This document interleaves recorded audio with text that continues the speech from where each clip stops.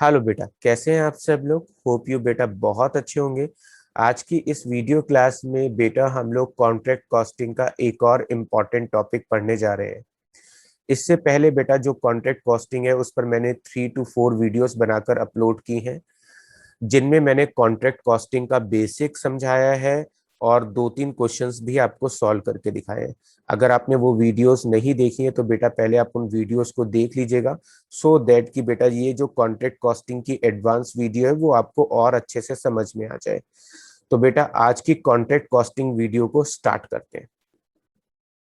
बेटा जैसा कि आप जानते हैं कॉन्ट्रैक्ट कॉस्टिंग में जो न्यूमेरिकल होते हैं, पूरे चैप्टर में न्यूमेरिकल 2 तरीके के आते हैं एग्जाम में। एक बेटा न्यूमेरिकल वो होते हैं जब हमारा contract with in 1 accounting year complete हो जाता है, यानी जो हमने कॉन्ट्रैक्ट लिया है वो 1 अकाउंटिंग ईयर के अंदर ही कंप्लीट हो गया है। दूसरे बेटा वो क्वेश्चन होते हैं जहां पर कॉन्ट्रैक्ट 1 अकाउंटिंग ईयर में कंप्लीट नहीं हो पाता, यानी जो हमने कॉन्ट्रैक्ट लिया है वो ईयर एंडिंग डेट तक पूरा नहीं हो पाया है, तो उनको बोलते हैं बेटा जी contract not completed in 1 accounting year. अगर बेटा हम बात करें कि आज की इस वीडियो में हम क्या कवर अप करेंगे, तो बेटा आज की वीडियो में मैं कंसेप्ट समझाने जा रहा हूँ contract not completed in 1 accounting year. यानी जब कॉन्ट्रैक्ट 1 साल में पूरा नहीं हो पाता तो उस कंडीशन में क्या इंपॉर्टेंट रूल्स होते हैं, क्या इंपॉर्टेंट पॉइंट्स होते हैं जो हमें क्वेश्चन को सॉल्व करते समय अपने माइंड में रखने चाहिए। थोड़ा सा बेटा मैं इसके बारे में आपको एक्सप्लेन करता हूँ। अगर हमारा कॉन्ट्रैक्ट एक ही अकाउंटिंग ईयर में कंप्लीट हो गया है तो उस कंडीशन में प्रॉफिट कैलकुलेट करना बहुत आसान होता है। जो भी कॉन्ट्रैक्ट से बेटा हमको पैसा मिला है वो हमारी इनकम हो गया, और जो कॉन्ट्रैक्ट के कंस्ट्रक्शन में हमारा पैसा खर्च हुआ है बेटा वो हमारा खर्चा है। मान लीजिए बेटा जी मेरा कंस्ट्रक्शन में 4 लाख रुपया खर्च हुआ। कितना खर्च हुआ? 4 लाख। और काम पूरा होने पर कॉन्ट्रैक्टी से 5 लाख रुपए मुझे मिले, तो बेटा मेरा प्रॉफिट कितना हुआ सर? 1 लाख रुपए का। बिल्कुल ठीक बेटा। अब बेटा जी समझिएगा उस कंसेप्ट को जहां पर कॉन्ट्रैक्ट एक अकाउंटिंग ईयर में कंप्लीट नहीं हो पाता। मान लीजिए मेरा कॉन्ट्रैक्ट पूरा नहीं हो पाया साल के आखिरी तक, तो उस कंडीशन में कॉन्ट्रैक्टी से पूरा पैसा मिलने का तो मतलब ही नहीं उठता। ऐसे में बेटा जी हम अपनी इनकम किसे मानेंगे और ऐसे में हम अपना प्रॉफिट कैसे कैलकुलेट करेंगे, यही एक इंपॉर्टेंट कंसेप्ट मैं इस वीडियो में आपको समझाने वाला हूं। चलिए बेटा मैं आपको एक एग्जाम्पल से समझाता हूं कि अगर हमारा कॉन्ट्रैक्ट एक अकाउंटिंग ईयर में कंप्लीट नहीं हो पाता तो उस कंडीशन में क्या इंपॉर्टेंट रूल और कंसेप्ट है जो आपको समझने चाहिए। यहां पर बेटा जी मैंने एग्जाम्पल लिया है, ये मिस्टर श्याम है जो कि एक कॉन्ट्रैक्टर है, और इन्होंने एक हाईवे कंस्ट्रक्शन का कॉन्ट्रैक्ट लिया है, और वो कॉन्ट्रैक्ट इन्होंने गवर्नमेंट ऑफ इंडिया से लिया है। तो यहाँ पर जो गवर्नमेंट ऑफ इंडिया है बेटा वो तो हो गई ऑनर जो इस हाईवे का कंस्ट्रक्शन करा रही है, और ये है कॉन्ट्रैक्टर जिन्होंने इस हाईवे के कंस्ट्रक्शन का कॉन्ट्रैक्ट लिया है। डन बेटा जी। अब बेटा जी यहाँ पर और इस एग्जाम्पल को थोड़ा सा इंक्रीज करते हैं। मिस्टर श्याम जो है वो अपने अकाउंटिंग ईयर अप्रैल से लेकर मार्च तक बनाते हैं, और अप्रैल से लेकर मार्च तक इन्होंने इस हाईवे का बेटा जी इतना एरिया कंप्लीट कर दिया है, यानी इतना जो हाईवे है वो इन्होंने इसका कंस्ट्रक्शन का काम पूरा कर दिया है। अब जितना इन्होंने कंस्ट्रक्शन का काम कर दिया है उसे बेटा हम बोलेंगे वर्क कंप्लीटेड। अब मिस्टर श्याम ने इतना कंस्ट्रक्शन हाईवे का कंप्लीट कर दिया है, तो अब मिस्टर श्याम क्या करेंगे? मिस्टर श्याम जो है गवर्नमेंट से पैसा मांगेंगे। साहब देखिए मैंने इतना काम कंप्लीट कर दिया है, लाइए इतने काम का मुझे पेमेंट दे दीजिए। क्या दे दीजिए? पेमेंट दे दीजिए। अब आपको लगता है कि सरकार इतना सीधे तरीके से मिस्टर श्याम को, कॉन्ट्रैक्टर को, जितना काम किया है उसका पैसा दे देगी सीधे तरीके से? नहीं बेटा, ऐसे नहीं होता है। यहाँ पे गवर्नमेंट ऑफ इंडिया क्या करेगी? यहाँ पे गवर्नमेंट ऑफ इंडिया जो है इस जितना काम हुआ है उसको अपने आर्किटेक्ट से सर्वे कराएगी, यानी अपने आर्किटेक्ट से उतने काम को चेक कराएगी जितना काम इस कॉन्ट्रैक्टर ने बेटा जी कंप्लीट किया है। अब जितना काम जो है कॉन्ट्रैक्टर ने किया है उसमें से जितना काम बेटा जी आर्किटेक्ट की साइड से पास हो जाता है उसे बोलते हैं वर्क कंप्लीटेड पास बाय कॉन्ट्रैक्टी। और जितना काम जो है गवर्नमेंट के साइड से या आर्किटेक्ट के साइड से पास नहीं हो पाता या जिस काम में कमियां निकल जाती हैं बेटा जी उसे बोल रहे हैं नॉट पास बाय कॉन्ट्रैक्टी। ऐसे में बेटा हम इसको जितना काम गवर्नमेंट की साइड से पास हो गया है, यानी जितना काम कॉन्ट्रैक्टर ने किया था उसमें से जितना काम बेटा जी पास हो चुका है उसको बोलते हैं बेटा जी वर्क सर्टिफाइड। और जितना काम बेटा जी पास नहीं हो पाता या जिस काम में कमियां निकल जाती हैं, जिसमें करेक्शन करने की नीड होती है, उसको बोलते हैं बेटा जी नॉट पास बाय गवर्नमेंट। तो जो काम कॉन्ट्रैक्टी ने पास नहीं किया उसको बोलते हैं वर्क अनसर्टिफाइड। और जितना काम कॉन्ट्रैक्टी की साइड से पास हो जाता है बेटा उसको बोलते हैं वर्क सर्टिफाइड। अब ऐसे में बेटा जी, ऐसे में अगर हमारा क्वेश्चन में ये आता है कि हमने जो कॉन्ट्रैक्ट लिया था वो एक अकाउंटिंग ईयर में पूरा नहीं हुआ है, तो ऐसे में बेटा जो हम अपनी इनकम मानते हैं वो अपनी इनकम मानते हैं वर्क सर्टिफाइड और वर्क अनसर्टिफाइड के टोटल को। तो यहां पर याद रखिएगा बेटा जी, अगर क्वेश्चन में आता है कि जो हमने कॉन्ट्रैक्ट लिया था वो एक अकाउंटिंग ईयर में पूरा नहीं हो पाया है, तो उस कंडीशन में जितना काम बेटा जी कॉन्ट्रैक्टर ने किया है उसको बोलते हैं वर्क कंप्लीटेड। जितना काम बेटा जी भारत सरकार ने पास कर दिया उसको बोलते हैं वर्क सर्टिफाइड। और जितना काम अभी पास होना बाकी है बेटा उसको बोलते हैं वर्क अनसर्टिफाइड। तो ऐसे में अगर हमारा क्वेश्चन आता है कि हमारा जो कॉन्ट्रैक्ट है वो मार्च तक कंप्लीट नहीं हो पाया है, तो ऐसे में हम अपनी इनकम किसे मानेंगे बेटा, वर्क सर्टिफाइड और वर्क अनसर्टिफाइड के टोटल को हम अपनी इनकम मानते हैं। और इसको कॉन्ट्रैक्ट अकाउंट के बाई साइड में एज ए इनकम शो करेंगे वर्क इन प्रोग्रेस की हेडिंग के अंदर। पहले हेडिंग डालेंगे वर्क इन प्रोग्रेस, उसके अंदर शो करेंगे वर्क सर्टिफाइड, उसकी अमाउंट लिखेंगे कि इतना काम सरकार की साइड से पास हो गया है। फिर उसके नीचे शो करेंगे वर्क अनसर्टिफाइड, जितना काम अभी सरकार की साइड से पास नहीं हुआ है या जो फ्यूचर में पास होगा। डन। तो यहाँ पर बेटा हम अपनी इनकम किसे मान रहे हैं, हम अपनी इनकम जो मान रहे हैं वो वर्क सर्टिफाइड और वर्क अनसर्टिफाइड को मानते हैं। तो अब आपको समझ में आ गया होगा कि अगर कॉन्ट्रैक्ट ईयर एंडिंग डेट तक पूरा नहीं हो पाता है तो ऐसे में हम अपनी इनकम वर्क सर्टिफाइड और वर्क अनसर्टिफाइड के सम को मानेंगे। अब बेटा जी हमें इनकम तो मिल गई और खर्चे हमारे टू में आ गए, तो बेटा अब हम क्या कैलकुलेट करेंगे उससे, प्रॉफिट।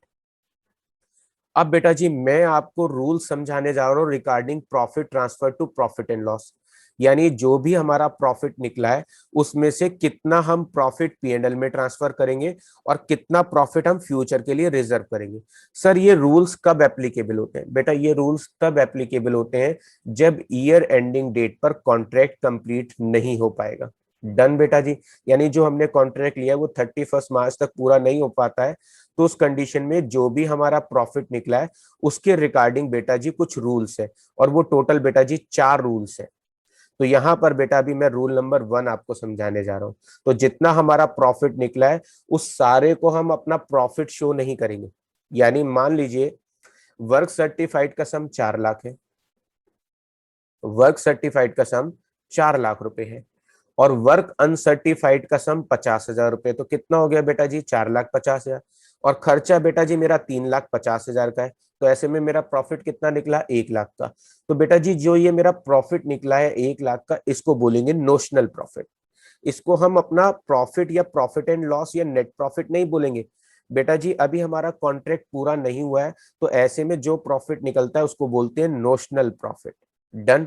और ये जो नोशनल प्रॉफिट निकला है इसमें से कुछ प्रॉफिट को तो हम गवर्नमेंट के सामने जब हम अपना इनकम टैक्स रिटर्न फाइल करेंगे तो गवर्नमेंट के सामने उस 1 लाख में से कुछ को तो हम अपना प्रॉफिट अनाउंस कर देंगे, और कुछ प्रॉफिट को हम फ्यूचर के लिए रिजर्व कर लेंगे। हो सकता है कि फ्यूचर का कॉन्ट्रैक्ट पूरा करने में हमें कुछ लॉस हो जाए, इन फ्यूचर हमारे कॉन्ट्रैक्ट की जो कॉस्ट है वो बढ़ जाए, और जितना प्रॉफिट हमें हो रहा है उसकी बजाय हमें फ्यूचर में कम प्रॉफिट हो या लॉस हो जाए।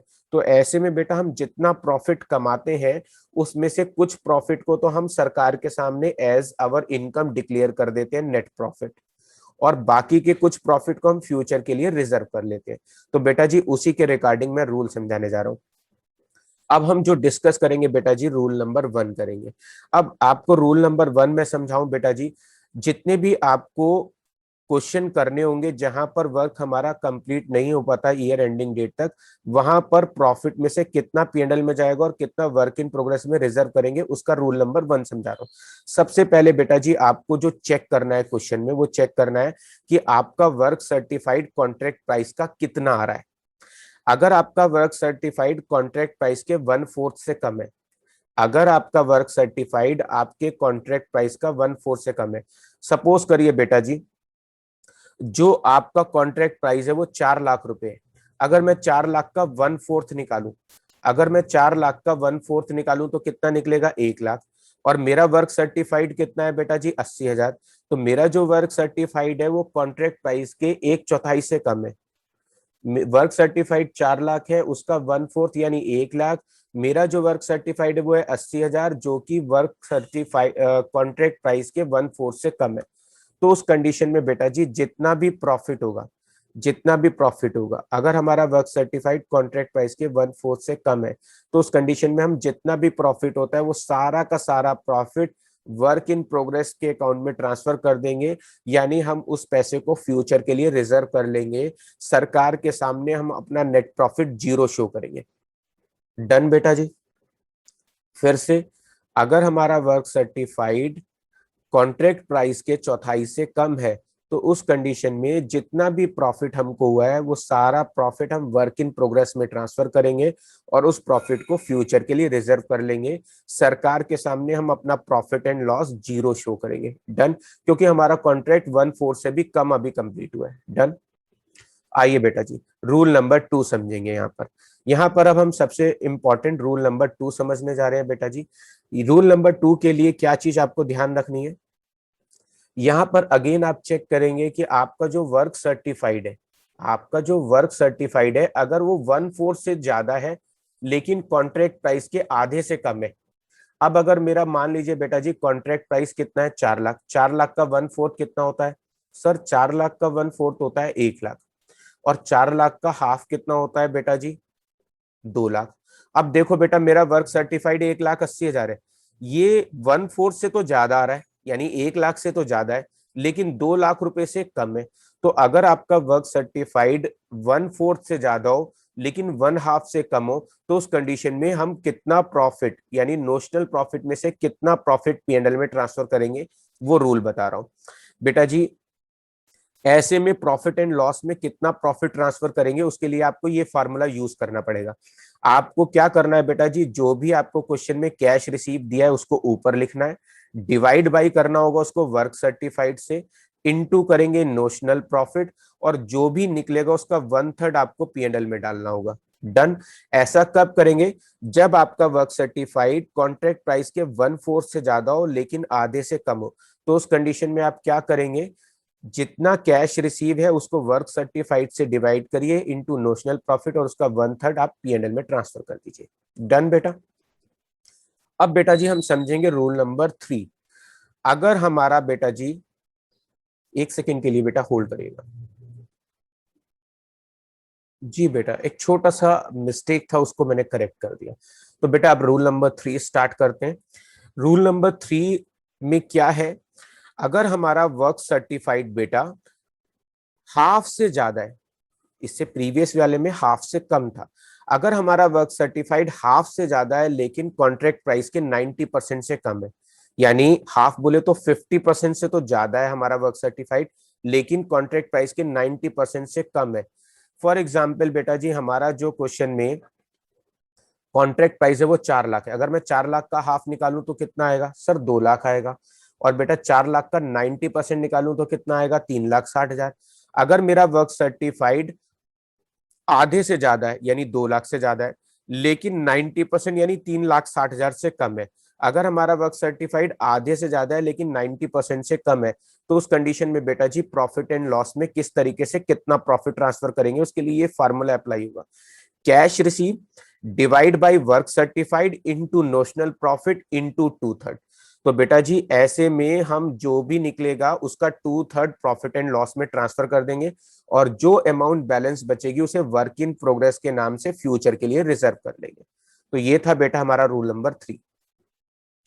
अब समझेंगे बेटा जी इस टॉपिक का सबसे लास्ट रूल, यहां पर हम समझने जा रहे हैं रूल नंबर 4। रूल नंबर 4 में क्या खास बात है बेटा जी, अगर हमारा वर्क सर्टिफाइड 90% यानी कॉन्ट्रैक्ट प्राइस के 90% से ज्यादा कंप्लीट हो चुका है, तो उस कंडीशन में देखिए बेटा जी, हमारा जो वर्क कॉन्ट्रैक्ट प्राइस है वो 4 लाख है, अगर मैं उसका 90% निकालूं सर 3,60,000 निकलेगा। और मेरा वर्क सर्टिफाइड कितना है बेटा जी, 3,80,000, तो वो 90% से ज्यादा है। तो उस कंडीशन में बेटा जी हम इसको बोलते हैं कॉन्ट्रैक्ट ऑलमोस्ट कंप्लीट हो चुका था और ईयर एंडिंग डेट आ गई लास्ट मूवमेंट पे। तो ऐसे में बेटा जी प्रॉफिट में ट्रांसफर करने के लिए अलग रूल अप्लाई होता है। तो ऐसे में बेटा जी प्रॉफिट एंड लॉस में अगर हमें कैलकुलेशन यानी प्रॉफिट एंड लॉस में प्रॉफिट ट्रांसफर करना है तो बेटा जी इसके लिए 3-4 फार्मूले दिए होते हैं। आप किसी भी फार्मूले से क्वेश्चन कर सकते हो, लेकिन यहां पर मैंने सिर्फ एक फार्मूला आपके साथ डिस्कस किया है जो सबसे ज्यादा क्वेश्चन में यूज और अप्लाई होता है। तो बेटा वो फार्मूला क्या है? ऐसे में बेटा जी कैश रिसीव, जितना भी क्वेश्चन में हमें कैश रिसीव फ्रॉम कॉन्ट्रैक्टी दिया उसको ऊपर रखेंगे, डिवाइड बाय बेटा जी क्या करेंगे, कॉन्ट्रैक्ट प्राइस से डिवाइड कर देंगे और इनटू करेंगे एस्टिमेटेड प्रॉफिट। इसमें हम एस्टिमेटेड प्रॉफिट कैलकुलेट करते हैं। एस्टिमेटेड प्रॉफिट कैसे निकालते हैं बेटा जी? वो बहुत ईजी होता है। हम ये एज्यूम कर लेते हैं कि हमारा कॉन्ट्रैक्ट पूरा हो गया है। अगर बेटा कॉन्ट्रैक्ट पूरा हो गया है तो क्या होगा? कॉन्ट्रैक्टी से पूरा पैसा मिल जाएगा। तो जितना पैसा बेटा जी कॉन्ट्रैक्टी से मिला है, मान लीजिए कॉन्ट्रैक्टी से हमें 6 लाख रुपए का कॉन्ट्रैक्ट प्राइस था, तो कॉन्ट्रैक्टी से कितने पैसे मिलेंगे बेटा जी? 6 लाख रुपए। 6 लाख में से जितना खर्चा हो चुका है वो माइनस कर दो, और जो फ्यूचर में खर्चा हो सकता है वो भी घटा दो। यानी जितना कॉन्ट्रैक्ट प्राइस है उसमें से जितना खर्चा हो चुका है वो भी माइनस कर दो, और जो खर्चा फ्यूचर में हो सकता है वो भी घटा दो। तो जो बचेगा उसे बोलेंगे बेटा एस्टिमेटेड प्रॉफिट। तो एस्टिमेटेड प्रॉफिट को इनटू में रखना है, ऊपर रखना है कैश रिसीव, डिवाइड बाई करना है कॉन्ट्रैक्ट प्राइस, जो अमाउंट निकलेगी बेटा वो प्रॉफिट एंड लॉस में ट्रांसफर करेंगे। तो बेटा जी ये था हमारा वीडियो जिसमें बेसिकली हम लोगों ने कॉन्ट्रैक्ट इनकम्प्लीट, अगर हमारा कॉन्ट्रैक्ट इनकम्प्लीट रहता है एक अकाउंटिंग ईयर में, तो उस कंडीशन में प्रॉफिट एंड लॉस में कितना प्रॉफिट ट्रांसफर करना चाहिए उसके रिगार्डिंग जो 4 रूल थे वो इस वीडियो में हमने सीखे। अब बेटा जो इससे अपकमिंग वीडियोस होंगी उसमें हम इसके न्यूमेरिकल क्वेश्चंस को प्रैक्टिस करेंगे। Hope you guys. तो बेटा अगर आपको ये वीडियो अच्छा लगा हो तो इसे अपने और फ्रेंड्स के साथ शेयर करिएगा।